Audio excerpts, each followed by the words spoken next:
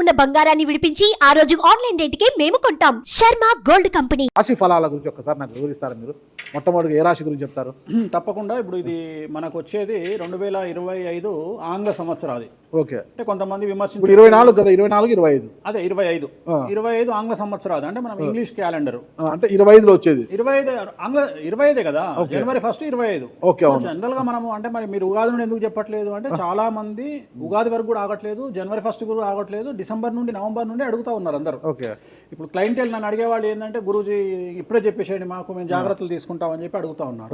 So అందుకనే 2025 సంవత్సరం ఆంగ్ల సంవత్సరాది అంటే జనవరి 1 నుండి ఎలా ఉండబోతుంది అనేది మనం ఒకసారి చూసుకుంటే, అన్నిటికంటే ముఖ్యంగా ఈ వచ్చేటువంటి సంవత్సరం పేరు శ్రీ విశ్వావసునామ సంవత్సరము. విశ్వావసునామ సంవత్సరము. సో రాబోయేటువంటి ఎందుకు గురుగారు అది వస్తుంది పేరు 60 సంవత్సరాల్లో ప్రతి సంవత్సరం ఒక్కొక్క పేరు వస్తుంటది. పేరుతో ఏం స్పెషాలిటీ లేదు. క్రోధినామ సంవత్సరం అనే నెగిటివ్ అట్లా ఏం లేదు.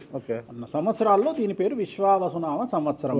సో ఈ సంవత్సరానికి అధిపతి రాజు కాబట్టి, రవి కాబట్టి రాజు.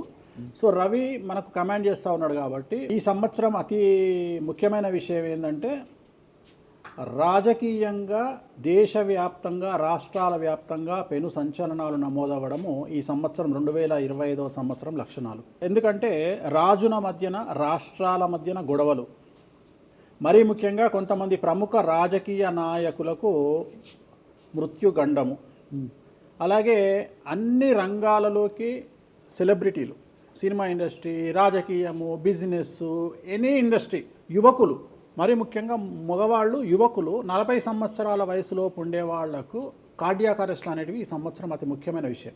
ఎందుకంటే ఆల్రెడీ మనం చూస్తున్నాం ఇప్పటికే, కానీ వాటి తీవ్రత పెరిగే అవకాశం ఉంది. కారణం ఏంటంటే రవి కమాండ్ చేస్తూ ఉన్నాడు కాబట్టి. రవి అంటే చర్మము, హార్ట్, కళ్ళు, ఎముకలు. సో కరోనా లాంటి అంత పెద్దది కాకపోయినా ఒక సమస్య, ఒక వైరస్ మళ్ళీ ప్రపంచాన్ని బాధించే అవకాశం ఉంది.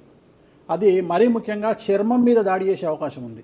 అంటే చర్మానికి సంబంధించినటువంటి ఒక సమస్యల బారిన పడి ఈ సంవత్సరము జనాలు వైరస్ బారిన పడే అవకాశం ఉంది మరీ ముఖ్యంగా. అలాగే ఇప్పుడు 40-50 ఇంచుమించు 40 సంవత్సరాల లోపు యువకులకు కార్డియాక్ అరెస్ట్లు అనేటువంటివి జరిగే అవకాశాలు కనిపిస్తూ ఉన్నాయి.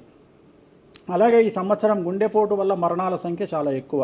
ఇదంతా 2025 జనవరి నుంచి ఎగ్జాక్ట్లీ.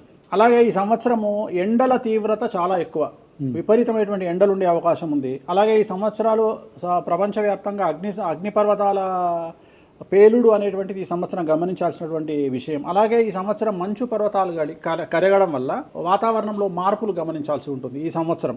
అలాగే అమెరికా దేశానికి విపరీతమైనటువంటి గాలి తుఫానులు, వరదలు ఈ సంవత్సరం కనిపిస్తూ ఉన్నాయి. అలాగే 1-2 దేశాల మధ్యన యుద్ధ వాతావరణం ఖచ్చితంగా ఉండి తీరుతుంది, లేదా యుద్ధం జరుగుతున్నాయి కదా, అది ఇంకా పెరుగుతుంది. ఇప్పుడు ఉన్నదానికంటే తీవ్రత పెరుగుతుంది అనేది. అలాగే మనకు 2025 సంవత్సరంలో సెప్టెంబర్ 7వ తేదీ 2025 సంవత్సరం ఆదివారం రాహుగ్రస్త సంపూర్ణ చంద్రగ్రహణం ఏర్పడుతుంది. ఇది కుంభరాశికి వ్యతిరేకమైన ఫలితాలు ఇస్తుంది. అలాగే వచ్చే సంవత్సరం అంటే 2025 సంవత్సరంలో మే 9వ తేదీ నుండి సరస్వతి నదికి పుష్కరాలు అనేటువంటివి ఏర్పడతా ఉన్నాయి. ఈ సంవత్సరము రాజకీయ నాయకులకు సంబంధించి మరీ ముఖ్యంగా ఇందాక మనం మాట్లాడుకున్నట్టుగా పవన్ కళ్యాణ్ గారికి ఏలినాటి వెళ్ళిపోతుంది. అలాగే లోకేష్ గారి జాతకరీత్యా, పవన్ కళ్యాణ్ గారి జాతకరీత్యా విపరీత రాజయోగం అనేటువంటిది కనిపిస్తూ ఉంది. జగన్మోహన్ రెడ్డి గారికి లేదా రాజయోగం వల్ల?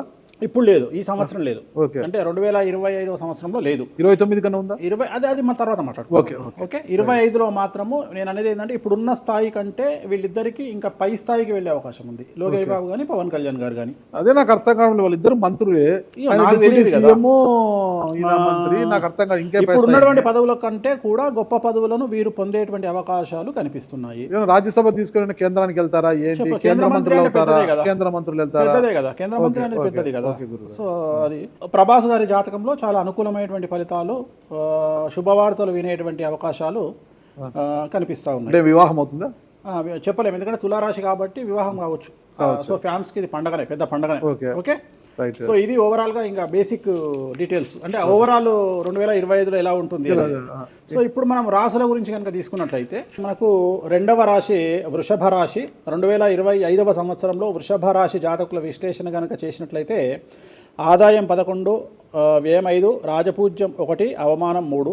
వీళ్లకు రాహు యొక్క ప్రభావం మరియు కేతు యొక్క ప్రభావము చాలా తీవ్రంగా ఉంటుంది. అలాగే శని సానుకూలత వల్ల చాలా వరకు అనుకూలంగా ఉండబోతుంది. ఈ సంవత్సరము ప్రతి విషయంలోనూ అనుకూలతలు, అన్ని రంగాల వారికి చేయు వృత్తి వ్యాపారాల యందు అనుకూలించును, లాభించును. అలాగే వ్యవహార జయము, బంధుమిత్ర సౌఖ్యము, కుటుంబంలో సంతోషాలు, శుభకార్యాలు మరియు ధైర్య సాహసాలు ఎక్కువగా ఉంటాయి. అలాగే వ్యాపారంలో విపరీత లాభాలు, ఉద్యోగంలో ప్రమోషన్లు, పోలీసు మరియు న్యాయవాదులకు ఈ సంవత్సరం విపరీతమైనటువంటి అనుకూలత ఫలితాలు ఉండే అవకాశాలు కనిపిస్తూ ఉన్నాయి. విద్యార్థులకు విదేశీ యానం, అలాగే విదేశాల్లో చదువుకునేటువంటి విద్యార్థులకు ఉద్యోగ అవకాశాలు, అలాగే విదేశాల్లో వ్యాపారం నిర్వహించేటువంటి వారికి ఇతర అవకాశాలు మరియు వ్యాపారంలో విపరీత లాభాలు ఏర్పడే అవకాశాలు ఖచ్చితంగా కనిపిస్తూ ఉన్నాయి.